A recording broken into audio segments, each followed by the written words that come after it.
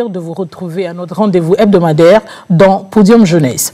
Le mois d'octobre étant dévolu à la célébration de la Journée internationale de la fille, aujourd'hui nous allons aborder un sujet qui la concerne. C'est un phénomène très répandu dans notre société et un comportement qui persiste au fil du temps.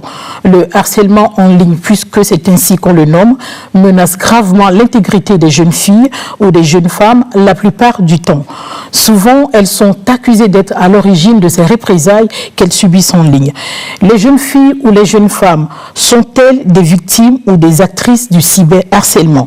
C'est la principale question à laquelle les représentants des mouvements de jeunes qui sont avec moi cet après-midi se prononceront au cours de cette émission. Ces jeunes, qui sont-ils? Sonia Amenikpo nous le dit dans cet élément. Regardez.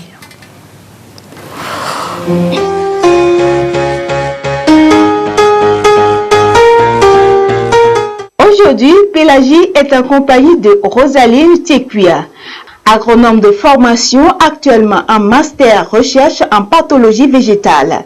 Elle est la chargée de communication et relations publiques du mouvement Girls Motion qui a pour objectif d'œuvrer pour l'égalité et la justice sociale.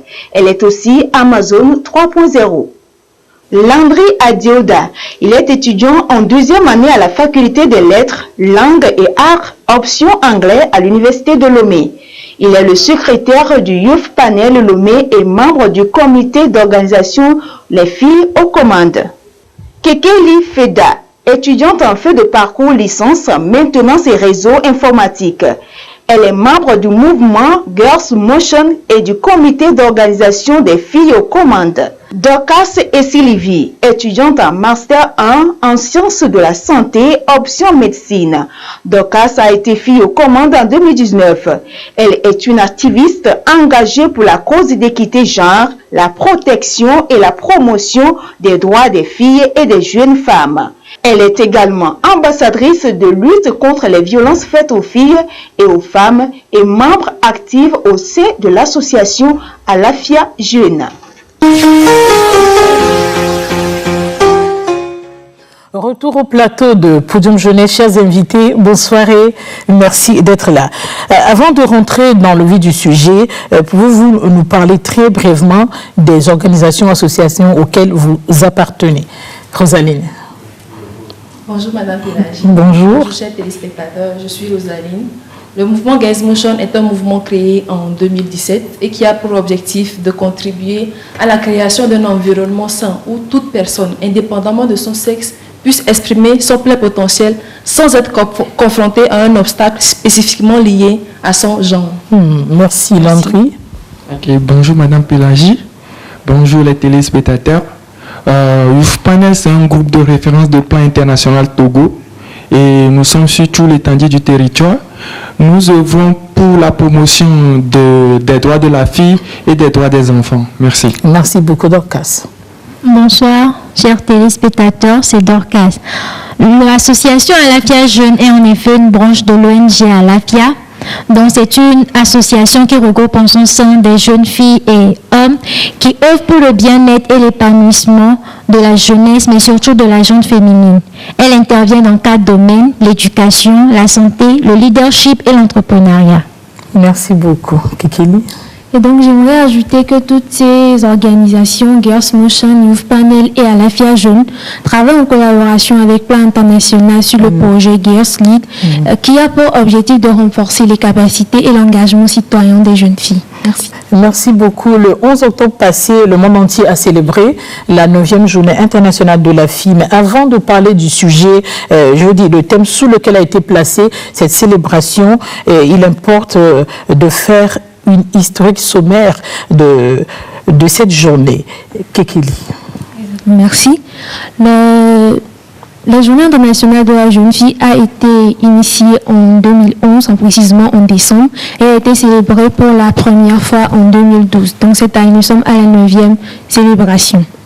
Donc l'objectif de cette journée-là, c'est de faire la lumière sur les jeunes filles, leur vécu, leur quotidien, les obstacles auxquels elles se confrontent pour renforcer ou motiver les engagements en faveur des droits des jeunes filles. Ça permet aussi de mettre la lumière sur toutes les réalisations des jeunes filles, tous leurs accomplissements, tout ce qu'elles font de beau. C'est en fait, ces journées servent de vitrine au talent et au potentiel de la jeune fille. Rosaline Najou. Oui, effectivement. En fait, ces journées visent effectivement à mettre en lumière les obstacles auxquels sont confrontées les filles dans leur quotidien et générer surtout de nouveaux engagements en faveur de l'égalité genre.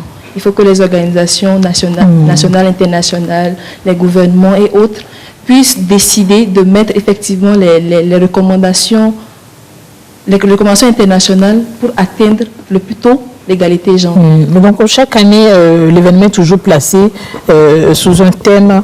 Cette année, quel est le thème qui a été retenu, Landry? Ok, merci pour la question.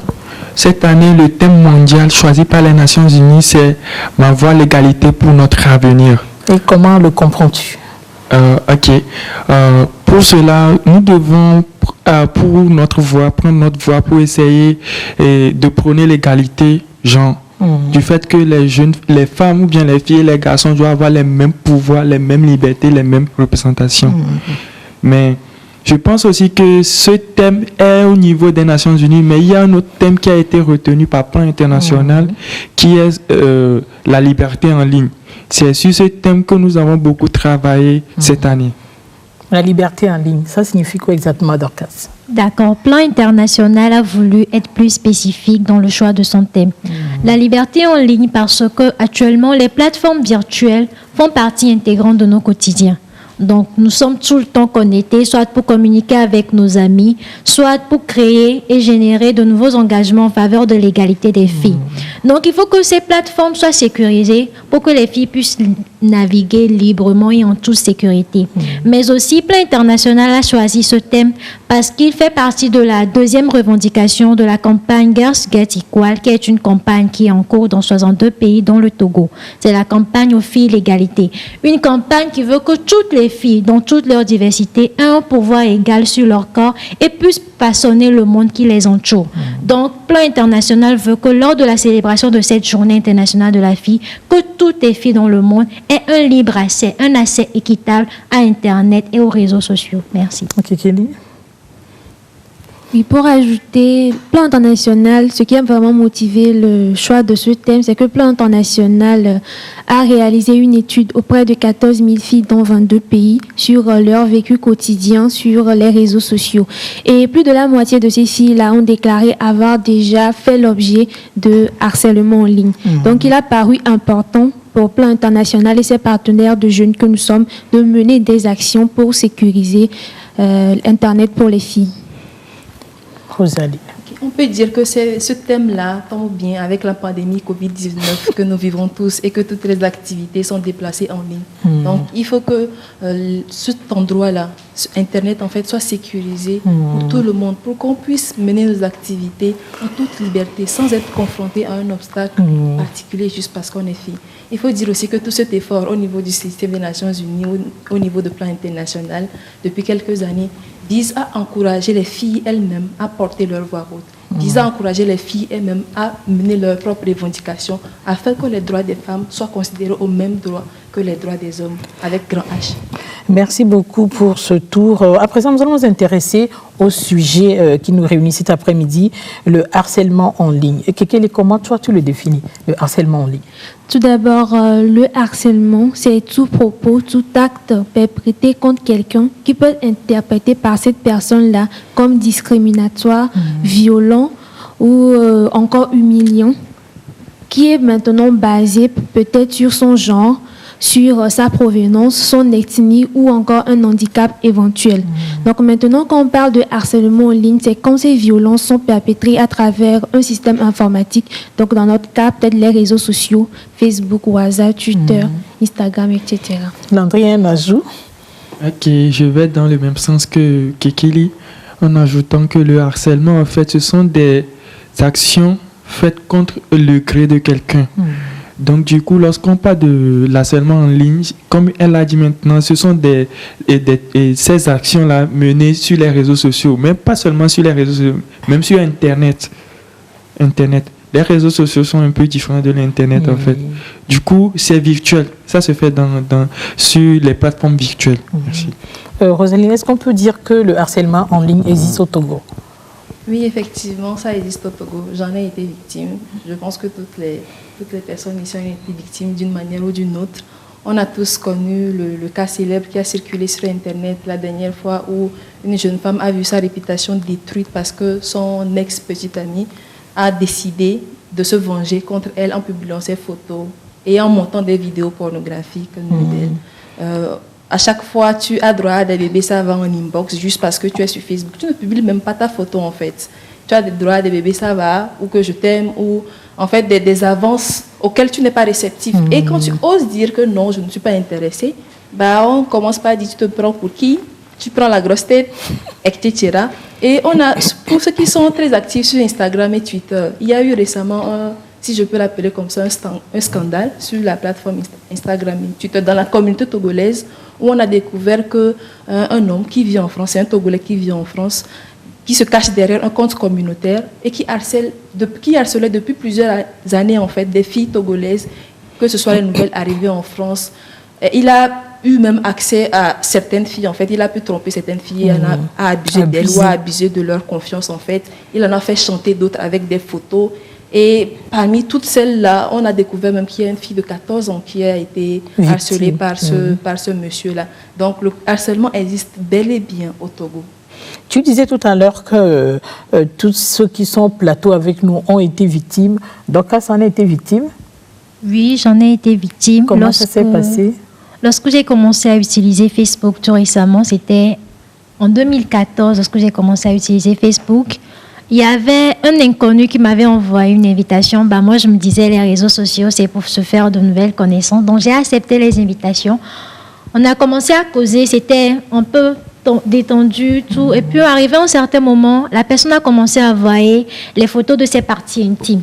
Donc, en ce moment, j'étais encore une enfant. On nous disait à l'église que lorsque tu vois et photos intimes de garçons, c'est pour l'enfer direct. Donc, ça m'a choquée. Je me suis dit, oh, non, je vais aller en enfer. Et j'ai quitté Facebook en même temps. Et c'est tout récemment, en 2018, que j'ai encore créé un nouveau compte. Donc, voilà. Et Kekeli aussi en a été victime? Sur Facebook, sur les réseaux sociaux, beaucoup de gens se permettent de venir dans ta boîte, te faire des avances. Et quand tu te permets de dire non, je ne suis pas intéressée, tu prends la peine d'aller tout poliment, d'aller merci beaucoup monsieur, c'est gentil, mais je ne suis pas intéressée. Mais les gens, ils essaient de montrer en fait que ils auraient pu avoir mieux que toi, que tu es une fille, tu as de la chance que je m'intéresse à toi. Quand tu demandes le numéro de la personne dit non, on peut rester sur Messenger, discuter sur Messenger, tu te prends pour qui et tout ça là, tu es une idiote. Des gens se permettent d'insulter réellement sur tout là. Moi j'ai le réflexe, quand quelqu'un commence par faire ça, je le bloque instantanément. Mais il y a des gens après, ils ont 2 comptes Facebook et reprennent un autre compte pour te recontacter. C'est triste. Landry, toi, tu n'es pas une fille, mais est-ce que tu as été victime de harcèlement en ligne? Merci, si, j'ai été victime. C'était une fille, c'était un homme? Tu ne saurais le dire? Je ne sais pas trop. Parce que moi, lorsque j'ai commencé à être activiste et pour défendre les droits des jeunes filles et des femmes, lorsque j'ai publié certains trucs, il y a des commentaires pas possible qui venaient en inbox disant tu es gay, des trucs comme ça. Pourquoi tu fais ça? C'est pour ça que tu t'alignes pour défendre les droits des femmes. Des fois, même on dit on connaît ta maison, on connaît là où tu vis. Alors que c'est faux. Mais ça choque. C'est pour cela, moi, souvent, je change chaque fois des comptes chaque 3 mois. Chaque 3 mois. Oui, pour éviter ces genres de trucs, en fait. Je vois. Donc, c'est vérifié, le phénomène existe au Togo. Et tout de suite, nous allons suivre le témoignage d'une demoiselle qui en a été victime. Elle l'est toujours, parce que vous verrez qu'à la fin de ses propos, elle a dit « Je me sens en danger ». On suit le témoignage. À tout.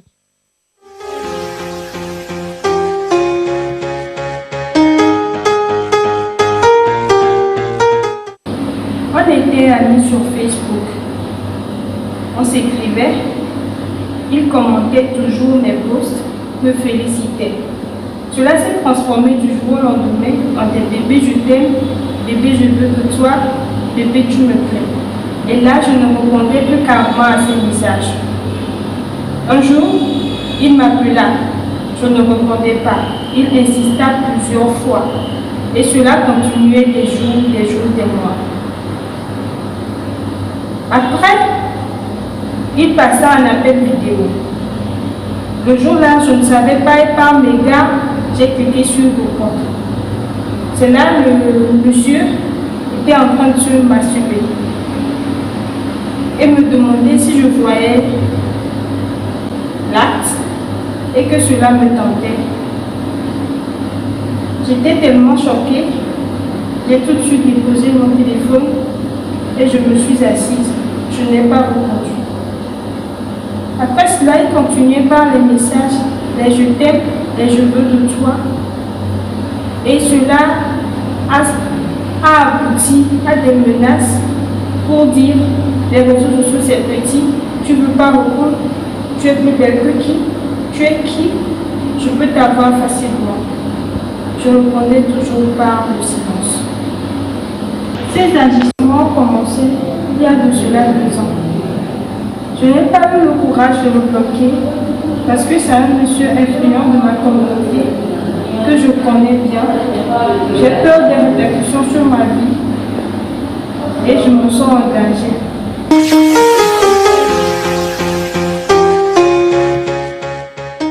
Toutes nos excuses pour la qualité du son et de la vidéo. Vous l'avez remarqué, la vidéo était réalisée par une caméra amateur. Voilà. La fille que nous venons d'écouter, ses propos sont frustrants. Et ça fait peur aussi. Parce qu'elle dit que c'est une personne qu'elle connaît bien. La personne est en train de la menacer. Ça veut dire que l'humiliation, le harcèlement est toujours en cours. Qu'est-ce qu'on peut dire finalement? Est-ce que les filles, elles sont victimes ou actrices du harcèlement en ligne, Rosaline? Si on suit bien ce qu'elle a dit qu'elle le félicitait, qu'il le félicitait à chaque poste en fait. Et ce que la vidéo ne dit pas, c'est des posts sur souvent l'égalité genre, le droit des femmes, etc. en fait. Et c'est quelque chose qu'on avait négligé au début de la vidéo. On est harcelé non pas seulement parce qu'on est fille ou parce qu'on est sur les réseaux sociaux, mais aussi surtout quand on prend position en fait. Quand on prend position par rapport à un sujet polémique, surtout tout ce qui concerne le féminisme, l'égalité genre et autres, on subit un type de harcèlement ou un type de...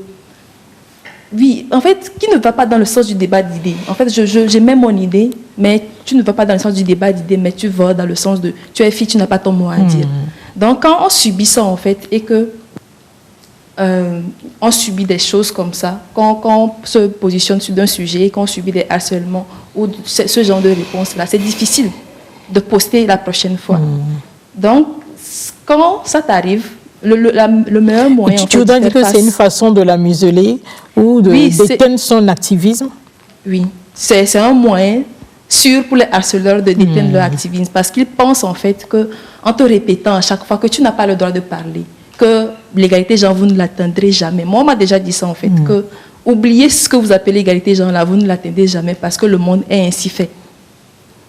Et c'est une manière qui muselle les filles. Ce sont des comportements qui nous empêchent de nous positionner sur des sujets. Mais ce que je ne te coupe pas la parole, mais ce que je n'ai pas compris à une certaine partie de son propos, elle dit qu'elle ne l'a pas bloqué parce que c'est quelqu'un d'influent dans leur communauté. Pourquoi elle ne le bloque pas?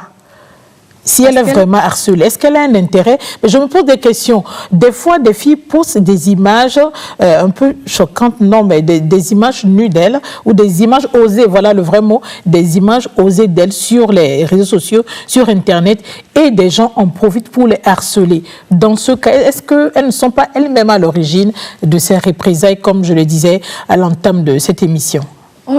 On ne peut pas justifier en fait une violence ou un harcèlement par le comportement de la victime. C'est ce qu'on appelle le victim blaming. Et si vous remarquez bien, ça arrive juste quand la victime est de sexe féminin. On a l'habitude de dire que la femme est toujours la responsable de ce qui lui arrive de mal. Parce qu'on ne s'attend pas à ce que tu t'affirmes. Bon, je vais toujours sur le côté de l'activisme, mais quand tu postes une photo, et pour preuve en fait, ce ne sont pas juste celles qui posent des photos entre guillemets osées qui subissent ça. Oui, c'est un cas parmi d'autres. C'est un cas parmi d'autres. Ça veut dire qu'on ne peut pas prendre en fait ce seul élément-là pour justifier. C'est comme quand on justifie un viol par l'habillement de la personne. Alors qu'il y a des études qui montrent que l'habillement n'est en aucun cas, en fait, la raison principale pour laquelle la personne est violée. Pour preuve, le pays dans lequel il y a le plus de viols au monde, c'est l'Inde. Et vous avez vu leur habillement, ils sont voilés, tout ça, ce sont dans des pays où la majorité des habillements sont décents, en fait. C'est le respect des droits des femmes, en fait. C'est la violence envers une personne, c'est une question de pouvoir. C'est une question de relation de pouvoir entre la victime et le coupable.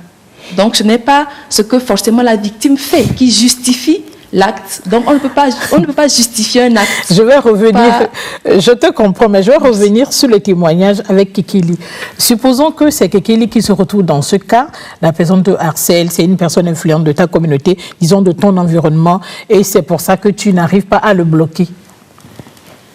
En fait, dans l'intervention de la fille dans la vidéo, elle dit que c'est une personne influente. Donc, elle a peur des représailles, en fait. Si elle la bloque sur son téléphone. Exactement. Si elle bloque la personne sait qu'elle l'a bloquée. Donc, peut-être dans certains cas où l'influence de cette personne peut jouer là, elle peut avoir des représailles. Mais moi, j'arrive pas à comprendre. Je disais plutôt que c'est une question de pouvoir. Elle n'arrive pas à le bloquer parce qu'il sait qu'il peut la retrouver facilement. Elle dit que mais qu'elle essaie de la bloquer en attendant. Oui, certains d'entre nous, quelqu'un l'a dit plutôt, ont le réflexe de bloquer. Oui, certains d'entre nous, c'est plus tu subis des harcèlements et plus tu dis non. En fait, tu comprends que c'est la lutte qui veut ça, ou c'est la cause qui veut ça, en fait. Mais on n'est pas tous pareils, en fait. On n'a pas tous le même pouvoir ou la même capacité à nous affirmer. À réagir face à certains problèmes. Donc, certaines filles peuvent ne pas bloquer, certaines filles peuvent être manipulables et autres. Mais c'est chacun avec sa capacité à réagir à une situation, en fait. Mais moi, je crois que c'est un problème à voir de très près parce que ces derniers propos font peur. Je me sens en danger, Dorcas. Lorsque une personne te harcèle et que cette personne est une personne influente, tu vas te sentir forcément en danger. Parce qu'elle a précisé que la personne est de sa communauté. Ça veut dire que la personne connaît ses parents. On ne sait pas de quelle communauté il s'agit. C'est l'église, c'est la famille, c'est son environnement immédiat. On ne sait pas. D'accord. Donc, peut-être que la personne connaît sa famille, ses parents. Donc, même si elle se dit que oui et tout, je sais comment me protéger, la personne sait comment l'attaquer. Donc, elles se sentent en danger. Lorsque nous sommes sur les réseaux sociaux, nous nous sentons en danger. Même pour poster une publication, je te demande qu'est-ce que les gens vont dire. Qui va venir dans ma boîte pour me dire tu as fait ci, tu as fait ça. C'est le problème que toutes les filles en général subissent. Pour compléter le fait qu'elles disent qu'elles soient en danger, réellement parce que beaucoup de gens pensent que quand on parle de harcèlement en ligne, ça s'arrête au virtuel. Alors que derrière l'écran, il y a une personne. Et ça agit sur vraiment la vie de ces personnes. Pas en prenant l'étude de plan international sur les 14 000 filles. Beaucoup des filles qui ont été harcelées ont dit qu'elles ont des répercussions sur leur vie. Elles se sentent en danger. Des gens vont jusqu'à te menacer en disant que nous te connaissons, nous allons te traquer, venir chez toi, te faire du mal, etc., etc. Il y a beaucoup de cas comme ça. Je pense que Rosaline veut ajouter quelque chose. Oui, précisément, quand elle en a parlé, ça m'a rappelé un cas qui s'est passé aussi récemment. Je pense qu'il y a de cela 2 mois. Une féministe en Côte d'Ivoire a été retrouvée par un groupe d'hommes et violée à cause de ses posts qu'elle fait sur Internet. C'est en 2020, c'est très récent. Si vous faites une recherche sur Google, vous allez trouver l'article tout de suite. Donc, en fait, c'est vraiment les actions ou ce qui se passe sur Internet a une répercussion directe sur la vie des gens en réalité. Cette féministe-là, elle a été retrouvée et violée.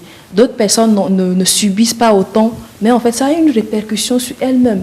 On a eu un autre témoignage d'une autre fille, malheureusement, elle n'est pas sur le plateau, qui a arrêté l'utilisation d'Internet carrément. Elle a dû être accompagnée en fait pour pouvoir revenir sur les réseaux sociaux. Et à chaque fois qu'elle subit encore ce type de réaction, de réponse à ces posts-là, ça lui rappelle ça, elle redevient, elle tombe un peu dans la dépression, mais heureusement qu'elle a des gens à côté qui l'aident en fait pour revenir à chaque fois encore sur les réseaux sociaux et profiter de toutes les opportunités que nous offre les... Finalement, on se demande, est-ce qu'il faut quitter les réseaux sociaux? Est-ce que c'est possible de quitter les réseaux sociaux, Landry? Ok. Actuellement, avec la Covid et tout ce qui va avec et l'évolution du monde, les réseaux sociaux sont devenus maintenant nos quotidiens. Du coup, lorsqu'on parle de harcèlement, le harcèlement peut pousser quelqu'un au suicide. Mais quand tu penses que chaque fois que tu seras connecté, on va t'harceler, je m'imagine vivre avec ça en fait. Parce que lorsqu'on t'harcèle, on a vu maintenant tout de suite cette vidéo, la fille avait tellement peur et psychologiquement elle a été touchée. Donc imaginons que chaque jour tu sois touché lorsque tu utilises les réseaux sociaux. Du coup, il faut prendre le harcèlement en ligne comme quelque chose de très très très très dangereux. Voilà. Mais l'autre question que j'aimerais te poser, c'est vrai quand on parle des gens qui s'engagent pour défendre les droits des femmes, c'est souvent des femmes qui s'engagent pour défendre leurs droits ou réclamer, quoique moi je ne suis pas trop d'accord avec l'expression réclamer ses droits. En revenant là-dessus avec Rosaline, pourquoi toi en tant qu'un jeune homme ou en tant qu'homme, hein, tu es homme, tu t'engages aux côtés des filles pour la défense de leurs droits? Ok, merci beaucoup. J'avoue que lorsque j'ai commencé ma vie d'activiste, je n'étais pas engagé pour les causes des filles. J'étais là juste pour avoir des expériences professionnelles et des trucs comme ça. Mais à chaque fois que j'allais encore plus haut, je voyais que voilà, qu'il y a quelque chose, il y a une inégalité qui est dans la communauté, dans la société en fait. Souvent, on ne donne pas aux filles leur pouvoir, leur liberté de s'exprimer. Et j'ai eu la chance de travailler avec beaucoup de filles, et y compris celles qui sont ici. Et j'ai vu que lorsqu'on les laisse la liberté de travailler, elles sont très bien, elles sont excellentes. Et moi, je me dis aujourd'hui que si on peut aider les filles à être au sommet, il y aura beaucoup de changements en fait. Donc je crois que les filles peuvent être aussi un remède pour le Togo en fait. Tu veux dire qu'elles peuvent être de puissants agents de changement dans nos communautés. Et du coup, j'ai aussi des petites soeurs à la maison et je ne veux pas qu'elles, souvent, nous avons vu que nos mamans se sont trop attachées à nos papas, du coup, elles n'ont rien fait pour nous. Ça fait qu'aujourd'hui, on a beaucoup de problèmes. Alors que si on l'avait laissé, on avait laissé à faire de mariage, nos mamans étaient à l'école aujourd'hui. Je veux parler qu'à mariage, elle a laissé tomber les études pour se marier. Oui. Aujourd'hui, il y aura beaucoup de choses. Du coup, moi, je pousse les filles à aller plus loin parce que je sais très bien que les filles ont beaucoup de potentiel. Donc, tu es à leur côté pour les encourager, pour les pousser à aller de l'avant. Oui. Et Kekeli, qu'est-ce qu'on sent quand on a un homme à ses côtés pour défendre ses droits, comme Landry, par exemple? En même temps, c'est un peu comme avoir d'autres filles, hein, parce que je me dis, nous tous, on est en train de travailler pour un objectif commun. Quand on est en train de défendre les droits des femmes, ce n'est pas seulement pour le bien des femmes, c'est pour le bien de toute la communauté, c'est pour le bien du monde entier. Parce qu'il y a plus de femmes que d'hommes sur la terre, d'accord? Ça fait, je pense, plus de 54% de femmes. Et si la minorité doit travailler pour entretenir la majorité, je pense que ce sera vraiment un problème. Donc, dans l'avantage de tout le monde, pour le bien de tout le monde, il faut qu'on puisse défendre les droits des femmes, des jeunes femmes, pour qu'ensemble on puisse travailler pour contribuer au développement de notre communauté. Bon, Dorcas, avec toi, je vais revenir un peu sur notre question centrale, eu égard aux échanges que nous venons de faire. Qu'est-ce qu'on peut dire des jeunes filles, des jeunes femmes? Est-ce qu'elles sont des actrices ou des victimes du harcèlement en ligne? En fait, lorsqu'on parle du harcèlement en ligne, le harcèlement en ligne n'est pas une question de genre. Il y a des filles qui sont des actrices du harcèlement, c'est-à-dire une fille peut harceler une fille. Mais ce phénomène est très, très, très rare. Ce qu'on remarque le plus souvent, c'est lorsque les hommes se cachent derrière leur téléphone, se cachent derrière leurs ordinateurs pour harceler les filles. Et le plus souvent, ce sont des petites filles de 15 ans qui ne connaissent rien. Donc, les filles, elles n'ont pas demandé à être harcelées. Et donc, on ne peut pas leur tenir responsable de ce phénomène. Si c'est à cause de ma publication, c'est à cause de mes photos, ça ne te donne en aucun cas le droit de venir dire que oui, tu es fille, tu n'as pas le droit de faire ci ou de faire ça. Internet appartient à tout le monde. Et tout comme toi, tout comme les hommes, les filles aussi ont le droit de s'épanouir sur les réseaux sociaux. Donc, elles sont plus victimes que actrices du harcèlement. Rosaline, plus victime qu'actrice? J'ai vu une vidéo intéressante la dernière fois qui expliquait en fait le problème, ou qui veut essayer d'expliquer que quand une fille est victime de violence, quand une femme ou une fille est victime de violence, ce n'est pas de sa faute. dans la vidéo, il y avait un vendeur qui a exposé une cuvette anglaise en fait.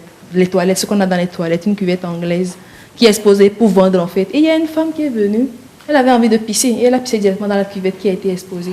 Et quand le vendeur se plaignait que pourquoi est-ce que tu as uriné dans la cuvette, elle a dit mais tu l'as exposée là. C'est la même chose qu'on fait en fait quand une fille est victime d'une violence, d'un harcèlement ou autre chose et qu'on essaie de dire que c'est toi-même qui l'as voulu. Ou on peut dire. En fait, c'est comme ce que je disais en fait. Donc, on peut tout dire. On peut dire que la fille a peut-être eu un comportement très vulgaire. Elle a peut-être posté une photo trop osée, etc. Mais en aucun cas, on ne peut tenir responsable une victime d'un malheur qui lui arrive. Bon, vous dites qu'elles sont plus victimes qu'actrices. C'est vrai que ce n'est pas le sujet, mais c'est une réalité que des filles ont vécue, que des filles vivent toujours, que d'autres filles vivront. Et c'est important qu'on en parle parce qu'il est en relation avec Internet et les réseaux sociaux. Lorsque les filles sont très amoureuses et qu'elles sont en relation avec quelqu'un sur Internet, discuter avec leur copain ou leur amoureux sur Internet, est-ce que tu peux m'envoyer une photo coquine? Elles sont très réceptives. Mais plus tard, ces genres de photos créent des soucis, Dorcas, où j'ai menti. Non, madame, vous n'avez pas menti. En fait, c'est un phénomène qui est très fréquent. Souvent, lorsque nous sommes jeunes et tout, on se dit amoureux, je vais t'épouser quoi qu'il arrive et tout ce qui... C'est toi ou personne. Voilà. Donc, si je te paie, je vais plus vivre, je vais mourir avec toi. Donc, si une fille n'est pas si... Comment mature. Je vais le dire, si mature pour savoir que oui, le futur c'est loin, mon mariage c'est loin. Et que même si c'est toi, je vais épouser, attends, tu vas venir voir ça en réel. Parce que Internet garde tout. Je peux t'envoyer la photo, tu vas supprimer après. Mais après, Internet va sortir la photo là. Ou peut-être si après la relation, la personne veut te le faire payer, il va sortir les photos, voire même trafiquer les photos, te fait jouer des vidéos pornographiques pour nuire à ta réputation. Donc ça aussi, c'est un point sur lequel les filles doivent travailler pour savoir que je dois savoir ce que je vais envoyer, à qui l'envoyer, par quel moyen l'envoyer également. Donc les filles, s'il vous plaît, Rosaline, parle à tes pères. C'est important. Oui, c'est important. Arrêtez d'envoyer des photos osées à ceux qui vous aiment. Aimez, mais soyez raisonnable. Aimez avec la tête. Voilà. Dorcas l'a dit, Internet garde tout en fait. Ça peut ressortir un jour ou l'autre. Un jour où tu vas devenir ministre ou ambassadrice ou quelque part en fait, où tu vas peut-être vouloir accéder à un poste plus élevé. Cette photo-là va sortir de nulle part et te rattraper. Donc, ne faites confiance à personne. Essayez au maximum de garder votre intimité pour vous. Comme Dorcas l'a dit, il peut venir le voir en réel. Et au pire, en fait, ce n'est pas une preuve d'amour. D'envoyer une photo nue de toi, ça ne sera jamais. Ça n'a jamais été ce ne sera jamais une preuve d'amour. Ce n'est pas une preuve d'amour. Donc, ne faites confiance à personne. N'envoyez pas vos photos nues. Et au pire, si vous devez l'envoyer, le minimum est de couper sa tête.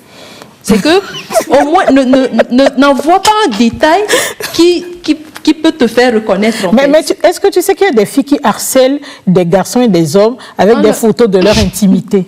Oui. Parce que j'ai discuté avec un jeune homme la semaine dernière. Il est en train de subir cela actuellement. Je ne sais pas, la jeune fille a vu le jeune homme, il lui plaît bien, la personne dit non, je suis occupée, mais laisse-le tranquille. Chaque soir, elle envoie des photos de son intimité au gars. Parce qu'elle pense que c'est son intimité qui va l'attirer. C'est peut-être aussi l'idée qu'on doit enlever dans la tête des jeunes filles. Que je peux l'avoir avec le sexe. Oui. Ce temps est révolu. Ce temps est voilà. révolu. Mes chers amis, le mois d'octobre, je l'avais dit à l'entame de l'émission, est dévolu à la célébration de la Journée internationale de la fille. Dites-moi, quelles sont les grandes activités prévues dans le cadre de ces célébrations dans les différents mouvements que vous représentez? Rosaline, toujours. Merci, madame. Donc, nos trois organisations ici, à savoir Mouvement Girls Motion, Youth Panel et l'association Alafia Jeune, avons décidé de nous mettre ensemble. On est déjà partenariat sur un projet avec Plan International Togo. On a remarqué que notre voix porte plus haut quand on se met ensemble. Donc, on a décidé de mener aussi ces activités ensemble. Et on a décidé de mener 3 activités principalement. Donc, d'abord, une campagne digitale sur les réseaux sociaux, un médiatour, c'est-à-dire passer sur les émissions, dans les émissions télé, tout ça. Et madame a bien voulu nous recevoir. Merci beaucoup. Je t'en prie. Et si une autre chaîne aussi veut nous recevoir, nous, on est là, on est préparés pour répondre à toutes vos questions. Voilà. Et aussi une formation destinée principalement à 30 membres de nos associations, c'est-à-dire 10 membres par association, sur comment protéger ces données personnelles en ligne, en fait. Et nous avons tous pris l'engagement, d'abord ces 30 personnes-là, de restituer dans leur groupe de provenance et nous, organisations, de continuer les activités pour que... Bon, l'objectif de ces 3 activités-là, en fait, était d'informer la population. Parce que quand on dit harcèlement en ligne, ce n'est pas tout le monde qui comprend. On se dit, ça existe au Togo, vous avez encore amené les affaires de blanc ici et tout ça. Donc, expliquer ce que c'est le harcèlement en ligne, aider les gens à identifier ce que c'est que le harcèlement en ligne, aider celles qui sont victimes de harcèlement en ligne à savoir comment y faire face. Les internautes que nous sommes, quand on est témoin de harcèlement, comment est-ce que nous, on doit réagir. Informer aussi sur les procédures légales ou judiciaires qu'on peut amener, on peut faire aussi, au cas où on est victime de harcèlement en ligne et que ça va trop loin et que ça nous touche profondément dans la vie physique, dans la vraie vie. Et si on veut porter plainte pour que ça s'arrête une fois de bon aussi, essayer d'apporter l'information à propos. Donc c'est ce que j'ai à dire. Je ne sais pas si les autres ont quelque chose à ajouter. Landry. Ok. Et nos activités, en fait, lorsqu'on les mène, c'est pour avoir des résultats sur le long terme. Et nous ne pouvons pas dire aussi que ce sont ces 3 activités qu'on va mener jusqu'en décembre. Il y aura d'autres activités qu'on doit planifier pour essayer de temporiser. Et au niveau de la campagne digitale, qu'est-ce que ça a été concrètement? Ok, merci. La campagne digitale, en fait, comme l'a dit Rosalie, c'est pour essayer d'attirer l'attention des gens sur le harcèlement, ce que c'est que le harcèlement, comment prévenir des trucs comme ça, et adopter un comportement de tolérance zéro envers ça en ligne. Et nous avons choisi en ligne, vu que ce sont des harcèlements en ligne qui se fait. Et aussi que en ligne, on peut toucher beaucoup de personnes et on peut essayer de porter haut notre voix vu que maintenant tout se passe en ligne. Voilà ce que j'ai à dire. D'accord. À part la campagne digitale, il y a eu un atelier de formation.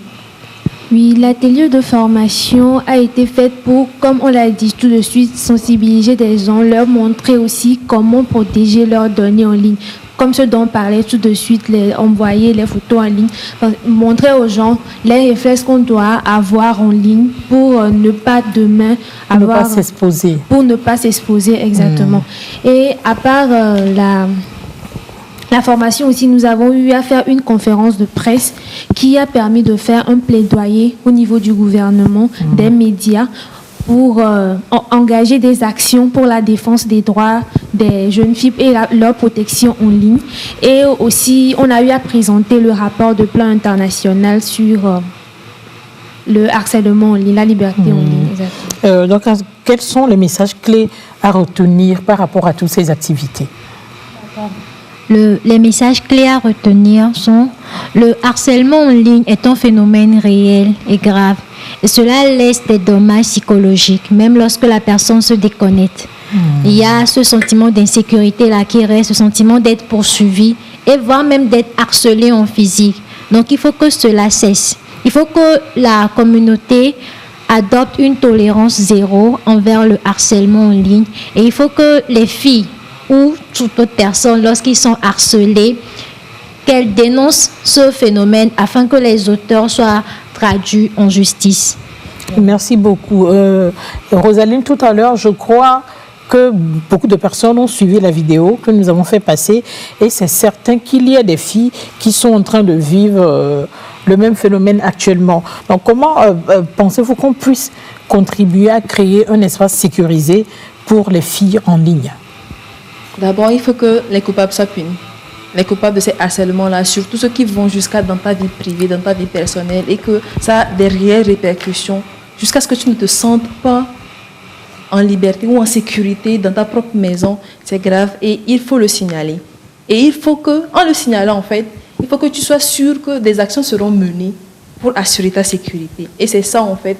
Et je vais profiter pour relancer ce plaidoyer-là envers le gouvernement. Heureusement qu'il y a déjà une loi, la loi de 2018, en fait, sur la cybersécurité, qui punit tout acte ou tout crime commis en ligne Et dans le nouveau code pénal, le harcèlement est considéré comme un crime.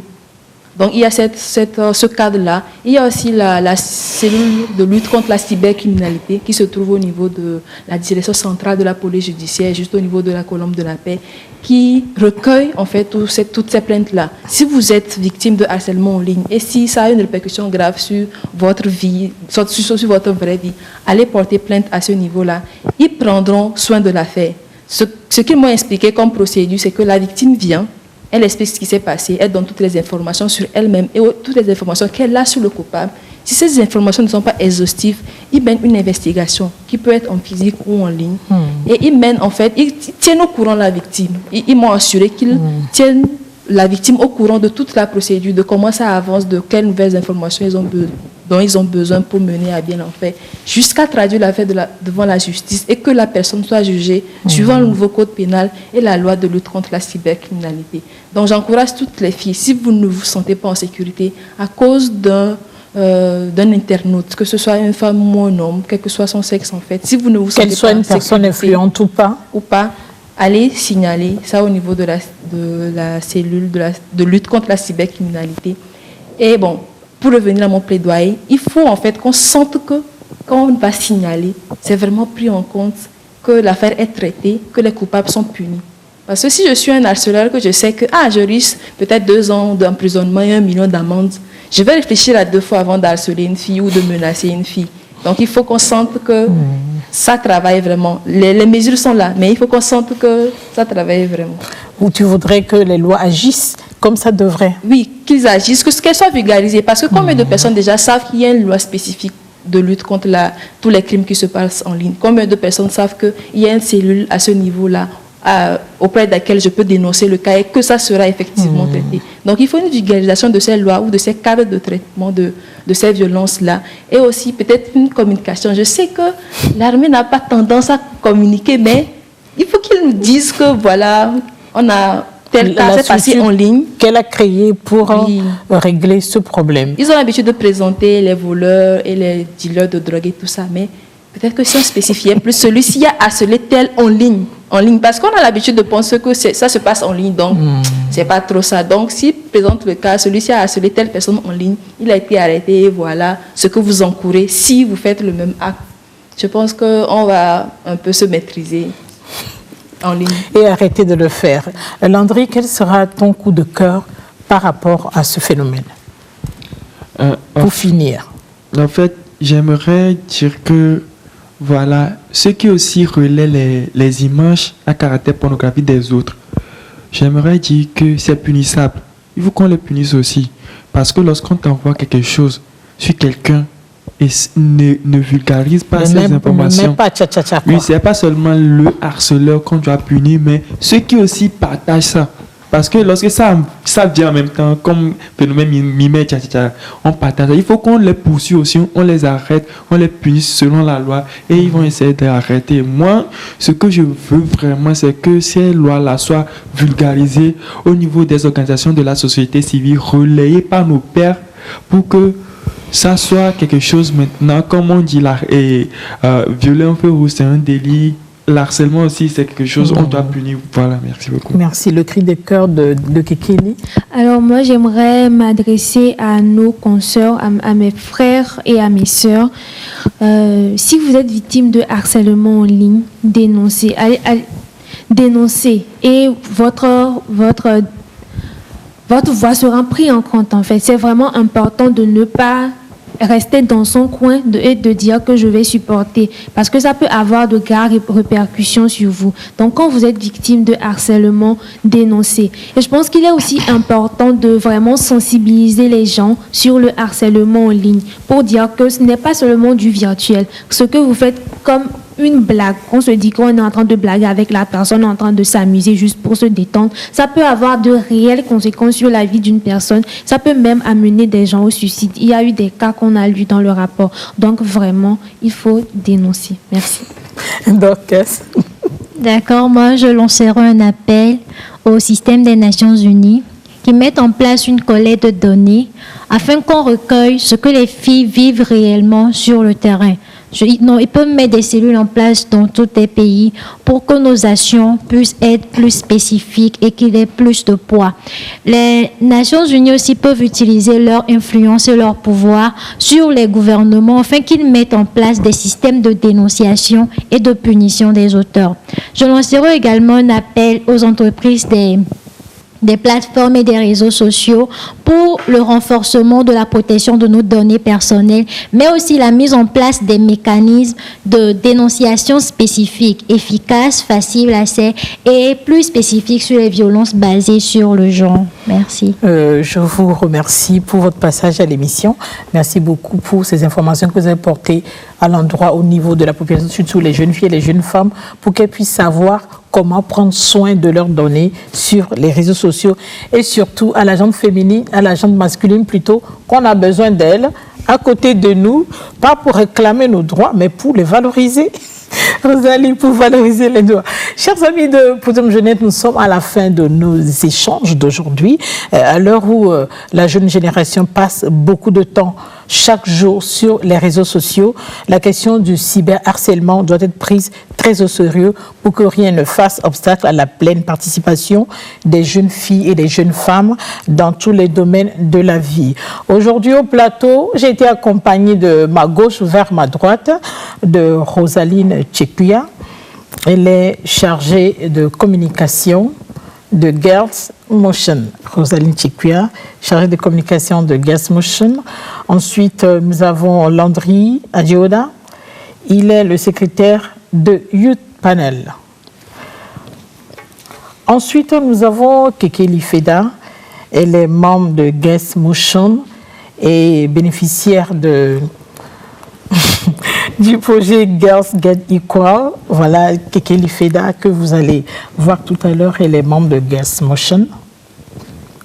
Tout est là aujourd'hui, mais ça se fait. Voilà Kekeli Feda, membre de Girls Motion. Enfin, Dorcas et Sylvie, elle est membre de Alafia Jeune. Merci de nous avoir suivis.